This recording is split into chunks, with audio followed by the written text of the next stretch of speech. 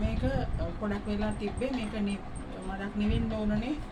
නිවුණාට පස්සේ තමයි අපි බෝතල් වලට ඇසුරු කරන්න පුළුවන්. ඒක නිසා මම පොඩක් නිවෙන්න ඇරියා. දැන් මේ පොල් කඩු හැන්ද පාවිච්චි කරේ මම කරන්ට් ලිපක පාවිච්චි කරපු නිසා මේ හැන්ද මට ආරක්ෂාකාරී වෙයි කියලා තමයි මම මේ හැන්ද පාවිච්චි කරේ.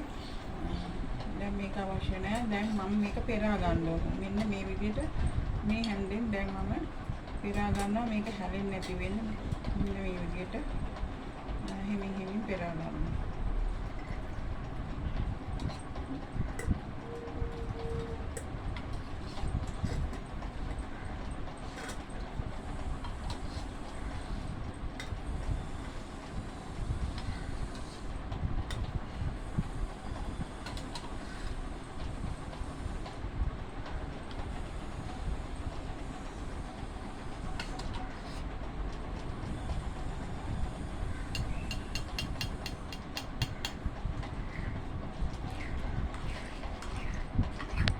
පෙරා ගන්නකොට බැරි වෙලාවත් ප්ලාස්ටික් පෙරණියක් පාවිච්චි කරන්න එපා. අන්ත කරන්න එපා. මේ වගේ එකක් පාවිච්චි කරන්න. නැත්තම් කොහොමත් මේ රස්නේ තියෙන නිසා ඒක පිච්චෙන්න බලන්න.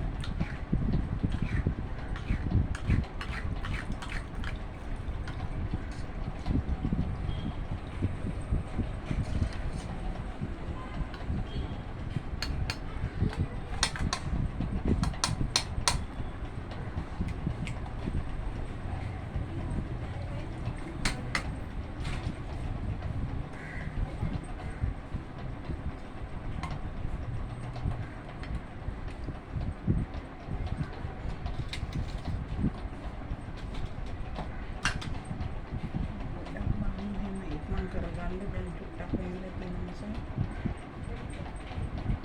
මේ පෙරාගෙන කොහොමද මේක හිතන්නේ.